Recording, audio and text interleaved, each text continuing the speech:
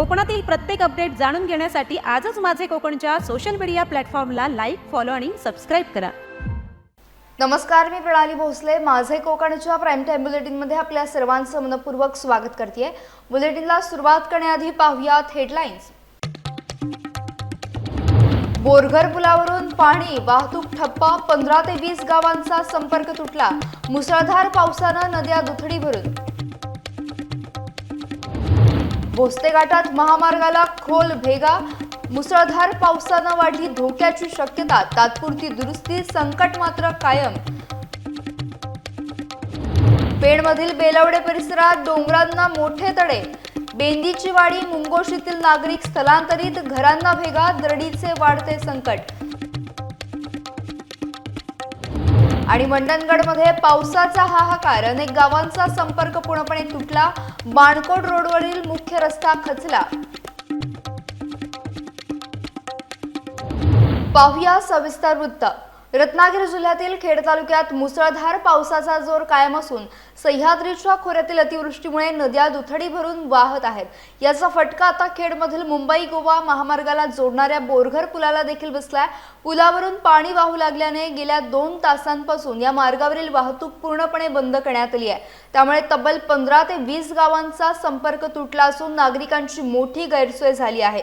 नदीच्या पाण्याची पातळी सातत्यानं वाढत असून प्रवाह देखील अत्यंत वेगवान आहे. त्यामुळे या मार्गावरून प्रवास करणारे अनेक नागरिक आणि वाहन चालक पुलाच्या दोन्ही बाजूंना अडकून पडले आहेत. प्रशासन परिस्थितीवर लक्ष ठेवत असून नागरिकांनी पूरग्रस्त मार्गांवरून प्रवास टाळण्याचं आवाहन करण्यात आलं आहे. मुंबई गोवा महामार्गावरील रत्नागिरी जिल्ह्यातील खेड तालुक्यातील भोसते घाटातून अत्यंत धक्कादायक आणि चिंताजनक चित्र समोर आलंय. घाटातील अवघड वळणावर महामार्गाचा दरीकडील भाग खचू लागल्याने नव्याने बांधण्यात आलेल्या सिमेंट कॉन्क्रीट रस्त्यावर मोठमोठ्या आणि खोल भेगा पडल्यात. या भेगा बुजवण्यासाठी संबंधित ठेकेदाराकडून सिमेंट भरून तात्पुरती दुरुस्ती करण्यात आली असली तरी त्यामुळे धोका टळलेला नसल्याचं प्रत्यक्ष परिस्थितीतून दिसत आहे. उलट जमिनीची खचण्याची प्रक्रिया सुरूच असून दिवसेंदिवस या भेगा अधिक रुंदावत आहेत.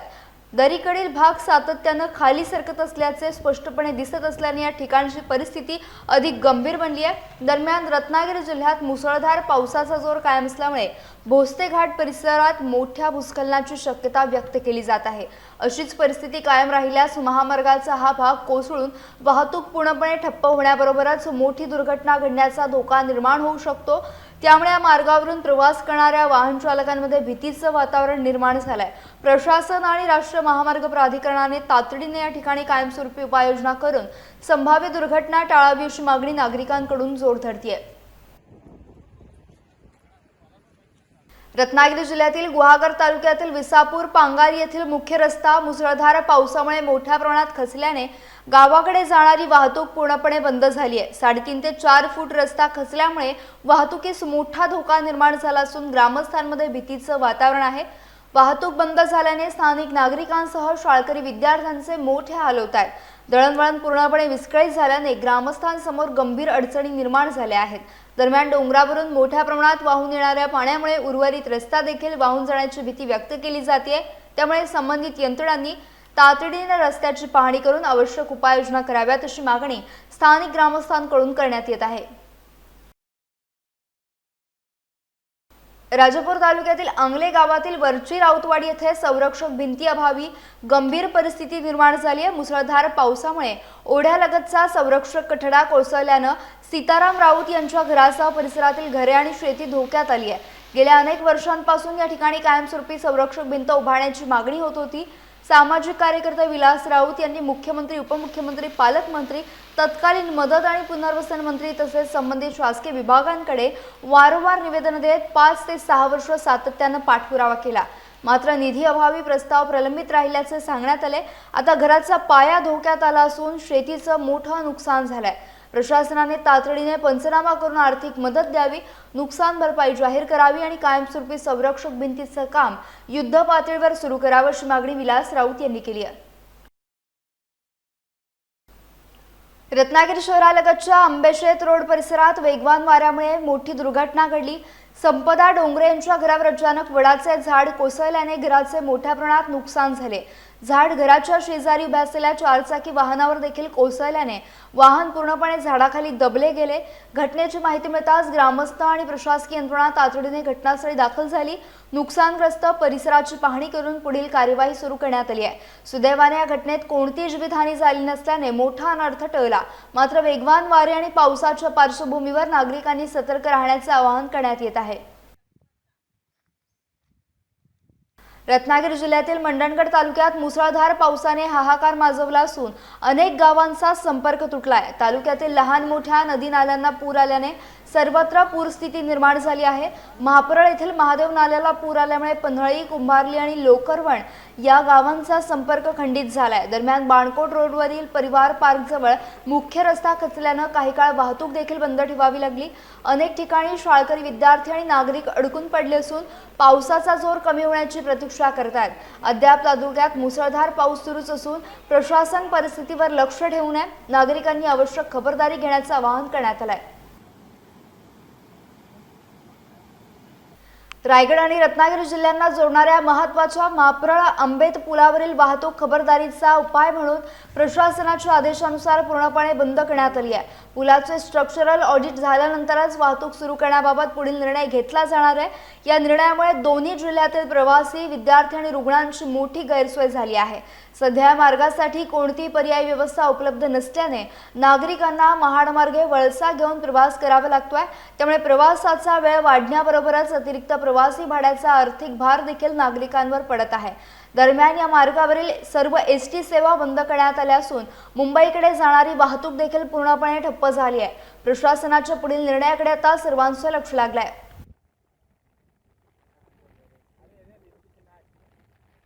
रायगड जिल्ह्यातील वेलवली खानाव मार्गावरील पुलाला पडलेल्या मोठ्या भगदाडामुळे एका शेतकऱ्याचा मृत्यू झाल्यानंतर परिसरात संताप व्यक्त केला जातोय। या दुर्घटनेपूर्वीच पुलाच्या धोकादायक अवस्थेबाबत प्रशासनाला लेखी तक्रार करून संभाव्य अपघाताचा इशारा देण्यात आला होता। मात्र सार्वजनिक बांधकाम विभागाने त्याची दखल घेतली नाही असा आरोप सामाजिक कार्यकर्ते ॲडव्होकेट राकेश नारायण पाटील यांनी केलाय। दुर्घटनेनंतरही प्रशासनाने तातडीने निर्णय न घेतल्याने मयताच्या कुटुंबाला मदत मिळावी यासाठी सुमारे 4 तास मृतदेह घटनास्थळी ठेवावा लागल्याचा दावा देखील त्यांनी केला। स्थानिक ग्रामस्थ आणि माजी आमदार चित्रलेखा पाटील यांच्या आक्रमक भूमिकेनंतर प्रशासनाने हालचाल केल्याचं त्यांनी म्हटलंय। या प्रकरणी सार्वजनिक बांधकाम विभागाचे कार्यकारी अभियंता आणि संबंधित ठेकेदारावर गुन्हा दाखल करून कठोर कारवाई करण्याची मागणी ॲडव्होकेट राकेश नारायण पाटील यांनी केली आहे। तर आपण 2 दिवसापूर्वीच आपण सांगितलं होतं की हे जे होल पडलेलं आहे ते जर बंद नाही झालं तर भगदाड बंद नाही झालं तर कोणतरी याच्यातून जीवाला मुकणार आहे आणि कोणाच्या तरी घरात काळोख पडणार आहे। आणि ते सगळं सिच्युएशन आज बिचारा एक खानाव ग्रामचा ज्येष्ठ व्यक्ती तर डेथ झाला, ही सगळ्यात मोठी शोकांतिका आहे। प्रशासनाचं हे अपयश आहे हे सत्य आहे, परंतु हा विषय हाताळणं शासनाला जमलं नाही हे कटू सत्य आहे।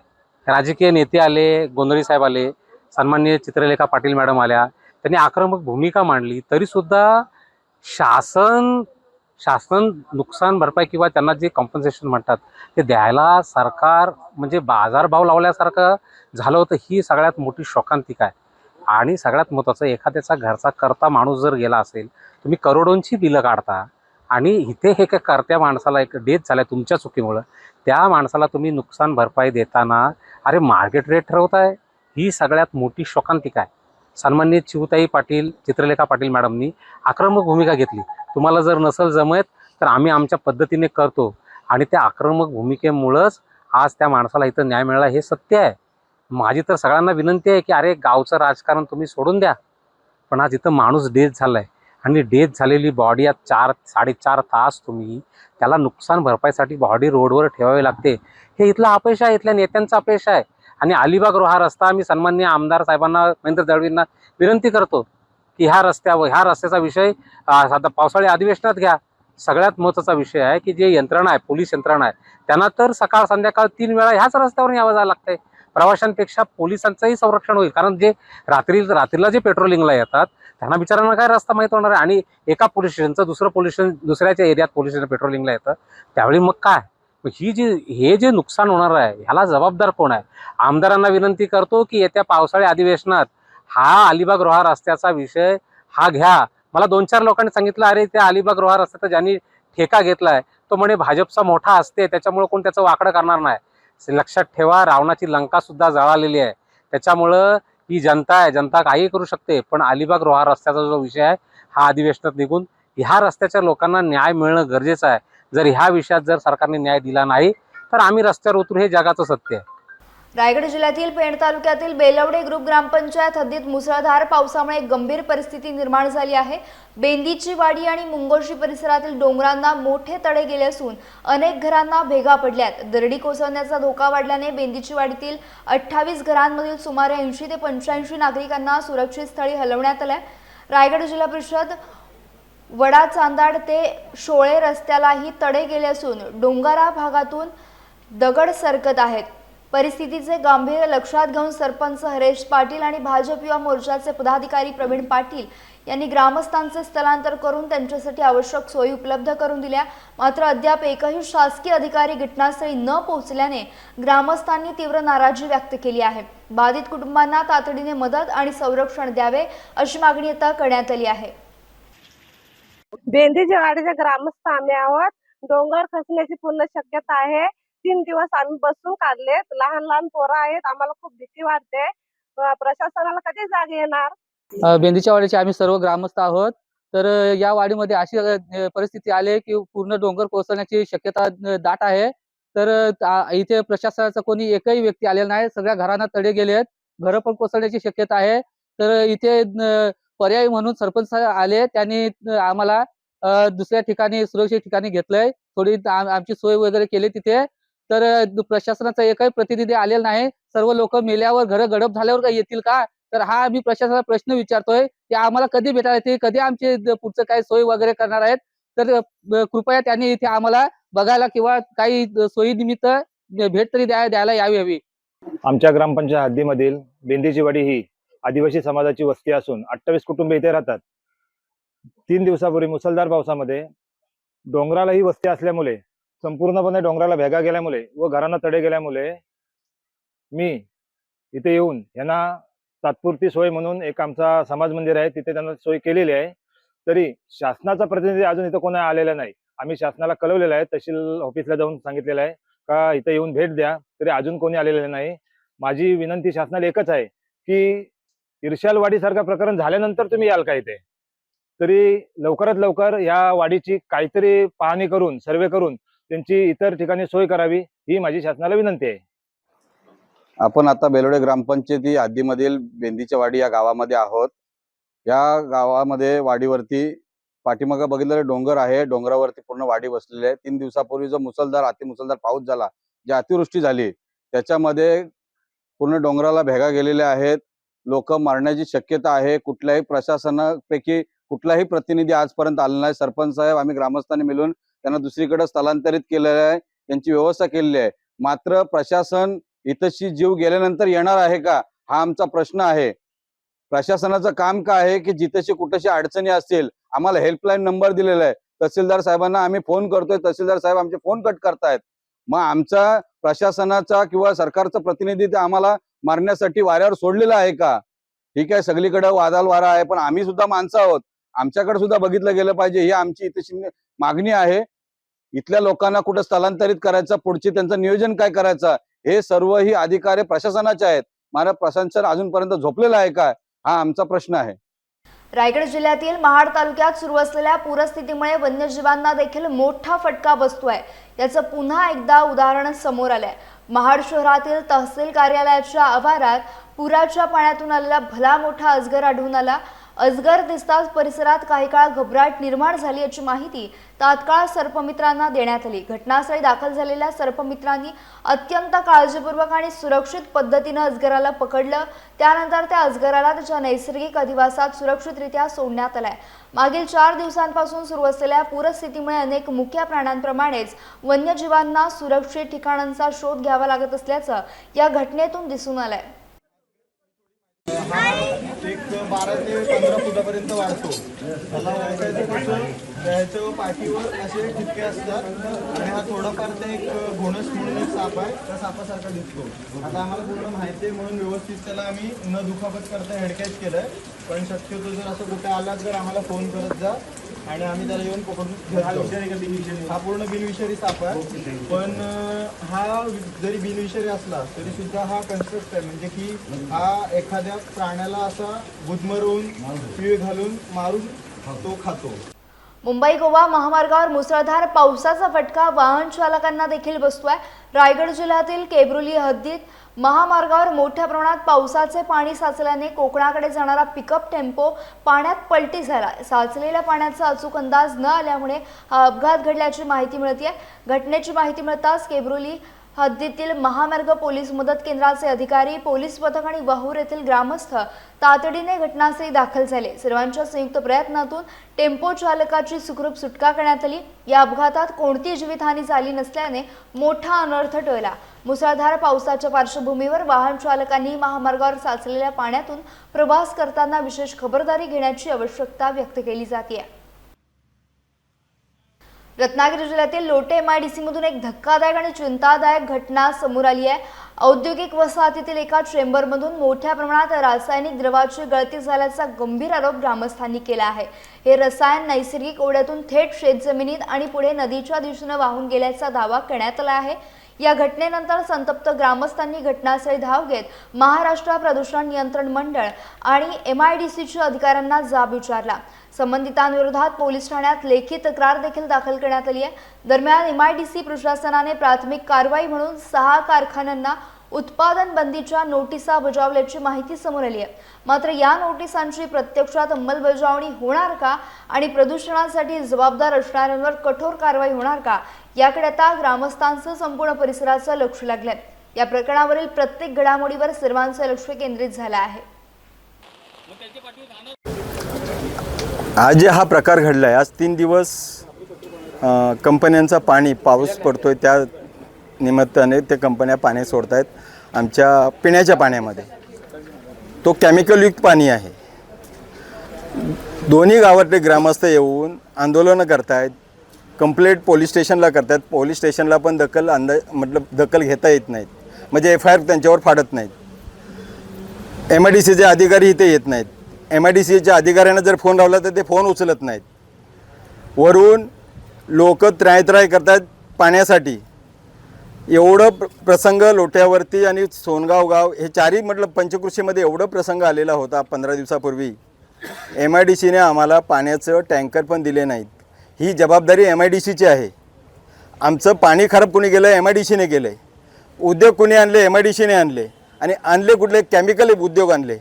लोकांना विश्वासात न घेता त्यांनी केमिकल इथं मोठ्या मोठ्या कंपन्या आणल्या. त्या कंपन्यांचे आका कोण आहेत? हे मंत्री आहेत.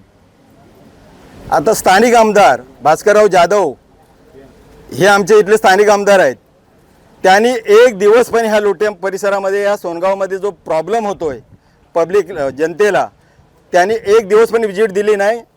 त्यांचा एक अधिकार आहे की येऊन लोकांशी चर्चा करून तुम्हाला काय समस्या आहे तुमची, एक दिवस पण आलेले नाही आहेत ते. त्यांच्याकडे आम्ही कुठली समस्या घेऊन गेलो तो कशासाठी आलायस, काय काम आहे, या आमदाराच्या बोलण्याच्या भाषा आहे. आम्ही लक्ष्मी ऑर्गनाइज कंपनीच्या म्हणजे ह्याच्यासाठी गेलो होतो त्यांना एक निमंत्रण देण्यासाठी. त्यावेळेस पण त्यांनी आम्हाला वागणूक चांगली दिली नाही. आम्ही स्थानिक म्हणून गेलो होतो आणि ते स्थानिक आमदार आहेत आमचे, म्हणजे एक पालक आहेत ते आमचे. त्यांचं कर्तव्य आहे की आमच्या इथे काय समस्या आहे जनतेच्या त्या सोडवणं. ते सोडवणं राहिलं दूर. त्यांच्या मुलग्याची इथे फॅक्टरी आहे, तिथे येऊन ते तिथे उद्घाटन करतात आणि 5 मिनिटावरती तिथे म्हणजे अनशनला आम्ही बसलो होतो लक्ष्मीच्या, तिथे येऊन त्यांनी एक व्हिजिट पण दिली नाही. म्हणजे फक्त तुम्ही वोट घ्यायसाठी फक्त येता इथे लोकांना. आजच्या या घटनेनंतर तुम्ही काय निश्चित पाऊल उचलणार? आम्ही हे जर गव्हर्नमेंटने स्थानिक अधिकारी आहेत, पोलीस स्टेशन असेल, MIDCचे अधिकारी असतील, यांनी जर चांगली जनतेला सहकार्य नाही केलं तर नेक्स्ट आम्ही आंदोलन करणार आणि ते पण त्यांच्या ऑफिसमध्ये आंदोलन करणार खाली. काय अपेक्षा आहे तुमची? आम्हाला फक्त एवढंच आहे की ज्या ह्या कंपन्या गलत काम करतात, रात्रीचं पाणी सोडणं केमिकल, हे बंद करावं. आज बरेच वर्ष पाणी सोडलं जाणं आमच्या शेतामध्ये, पण आम्ही काय त्याची दखल घेतलेली नाही. पण आता पाणी भरपूर सोडले. शेतात माणसं गेलेली परत आलेली आहेत घरी. आम्ही जगायचं का मारायचं? गुरंढोरं सुद्धा, आमच्या पोरांना नोकऱ्या नाहीत. आम्ही गुरं ढोरं सांभाळून आमचे पोटाचा व्यवसाय भागवतो आणि जर गुरं मेली तर आम्ही खायचं काय काय खायचं आम्ही त्याच्यावर. हा आजच का हे नाही आहे पाण्याचा त्रास, ह्याच्या आधी बरेच वर्ष हा त्रास होतोय, पण आज खूपच त्रास होतोय कारण आज आमचे हे जेंट्स लोक आज सकाळपासून इथं उभे आहेत आणि आता आम्ही लेडीज नंतर आलोय. पण जे हा त्रास होतोय त्यांनी त्यांचं काहीतरी दखल घ्यावी. आणि माझ्या घराजवळ, मी माझ्या घराचं सांगते, माझ्या घराजवळ ओढा आहे, त्या ओढ्याला सुद्धा पाणी येतो केमिकलचं. आमची मुलं हात लावतात त्या पाण्याला आणि आम्हाला पाणी आलं ह्याचा तर आम्हाला नाकं बांधून घ्यायला होतात. आणि शेती तर आहेतच, शेतीत जायचं कसं, शेतीला पायाला पाय कुसतायत, जरा आजार होत आहेत, जबाबदार कोण घेणार. रायगड जिल्ह्यातील पेण तालुक्यात मुसळधार पावसामुळे निर्माण झालेल्या पूरस्थितीत मानवतेचा आणि धाडसाचा प्रेरणादायी प्रत्यय आलाय. पुराच्या विळख्यात अडकलेल्या रावे आणि तांबडशेत या गावातील 9 महिन्यांच्या 2 गर्भवती महिलांची जिल्हा प्रशासन, आपत्ती व्यवस्थापन यंत्रणा आणि प्रशिक्षित आपदा मित्र यांच्या समन्वयातून सुखरूप सुटका करण्यात आली.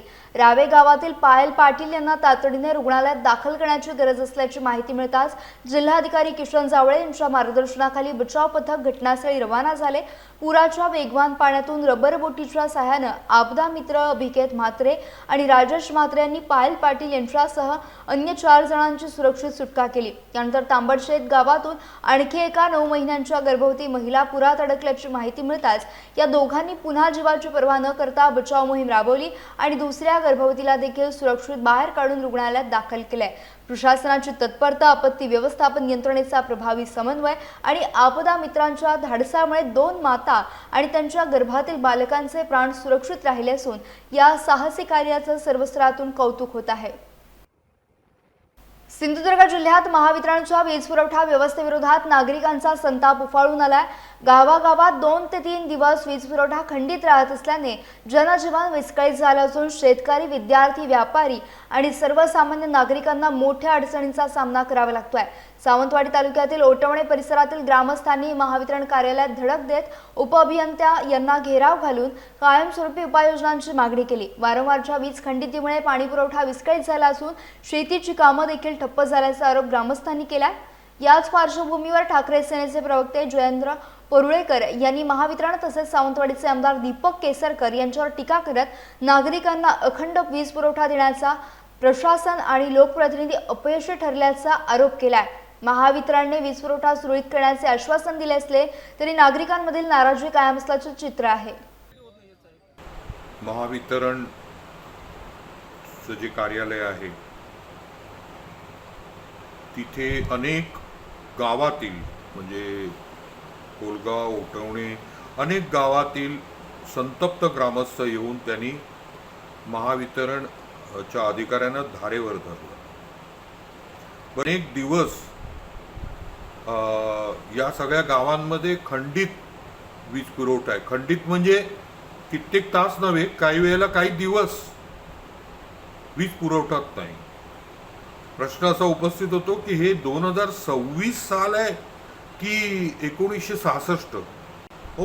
अखंडित वीज पुरवठा आपण देऊ शकत नाही ही अवस्था आहे. बरं, हे नुसतं पावसामुळे झालं का? नाही. नेहमीची येतो पावसाळा म्हणतात तसं हे प्रतिवर्षी पावसाळा चालूच आहे. आणि पावसाळा नसला तरी सावंतवाडीसारख्या शहरात, बांद्यासारख्या शहरात, कुडाळसारख्या शहरात, अनेक शहर वजा गावात हे लाईटचा खेळच चालू असतो. पॉवर सप्लाय येतो, पॉवर सप्लाय जातो. अखंडित वीज पुरवठा नाही. गावांमध्ये तर अशी भयानक परिस्थिती आहे की कधी कधी 12 तास, 24 तास, 36 तास वीज पुरवठाच नसतो. तुम्ही जेव्हा एवढी बिलं घेताय, म्हणजे ती रेसिडेन्शियल असतील, कमर्शियल असतील, एवढ्या मोठ्या प्रमाणावर बिल घेतायत, मग वीज पुरवठा का अखंडित नाही? सलग सतत चांगल्या प्रतीचा वीज पुरवठा का नाही? हा प्रश्न आहे. रत्नागिरी जिल्ह्यातील दापोली तालुक्यातील मौजे दापोली गावात गेल्या 7 महिन्यांपासून वीज पुरवठ्याचा प्रश्न कायम असून मागील 5 दिवसांपासून एकदाही वीज न आल्याने नागरिकांचा संताप अनावर झाला. याच पार्श्वभूमीवर महिला मंडळाच्या अध्यक्षा संजना भुवड यांच्या नेतृत्वाखाली महिलांनी महावितरण कार्यालय गाठून अधिकाऱ्यांना जाब विचारण्याचा प्रयत्न केला। कर्मचाऱ्यांनी अधिकारी 5 मिनिटात येतील असं सांगितलं, मात्र बराच वेळ उलटल्यानंतरही अधिकारी न आल्यानं महिलांनी कार्यालयासमोर ठिय्या आंदोलन सुरू केलं। अधिकाऱ्यांच्या ठिकाणाबाबत कर्मचाऱ्यांनी अनभिज्ञता व्यक्त केल्यानं आंदोलनकर्त्यांनी तीव्र नाराजी व्यक्त केली। दरवर्षी पावसाळ्यात हा प्रश्न निर्माण होत असताना उर्वरित काळात आवश्यक उपाययोजना का केल्या जात नाहीत असा सवाल देखील नागरिकांनी उपस्थित केला आहे। मौजे दापोली गावात 4-5 दिवस लाईट नाही। आम्ही इथे NEC ऑफिसला आलेलो, इथे विचारलं की लाईटचा प्रॉब्लेम काय आहे, तर ते काय आम्हाला साहेब मिळाले नाही आणि तिथले जे आहेत माणसं ते सांगायला काय ते बोलत ते साहेब कुठे गेलेत आम्हाला सांगून काही जायचं नाही। तेव्हा आमच्याकडे त्यांचं काही कॉन्टॅक्ट नाही आहे, ते साईटवर आहे एवढंच आम्हाला ते उत्तर देत आहेत। तर आम्ही आता सामान्य माणसांनी काय करायचं आणि कसं काय करायचं? 5 दिवस झाले लाईट नाही आहे। संध्याकाळी इतका कालक होतो, कसा जेवण करायचा, मुलं बाळं ही सगळी रडत असतात, फॅन नाही, लाईट नाही, कसा काय करणार आम्ही? म्हणून आम्ही ह्या ऑफिसला आलो, ते इकडच्या तिकडच्या असं आता सांगतात। नवी मुंबई आंतरराष्ट्रीय विमानतळाला लोकनेते दिबा पाटील यांचे नाव देण्यात यावे या मागणीसाठी प्रकल्पग्रस्तांनी जोरदार आंदोलन छेडले। या आंदोलनानंतर विधान भवनावर मोर्चा काढण्याचा निर्धार करण्यात आला होता, मात्र या मोर्चाला पनवेल पोलिसांनी परवानगी नाकारल्याने आंदोलनकर्त्यांना पोलिसांनी ताब्यात घेतलं। आंदोलनादरम्यान सरकारविरोधात जोरदार घोषणाबाजी करण्यात आली। या आंदोलनाचे नेतृत्व खासदार सुरेश म्हात्रे आणि माजी आमदार बाळाराम पाटील यांनी केले। मुसळधार पावसाची पर्वा न करता प्रकल्पग्रस्त मोठ्या संख्येने आंदोलनात सहभागी झाले असून दिबा पाटील यांचे नाव विमानतळाला देण्याच्या मागणीवर ते ठाम असल्याचे या आंदोलनातून पुन्हा स्पष्ट झाले।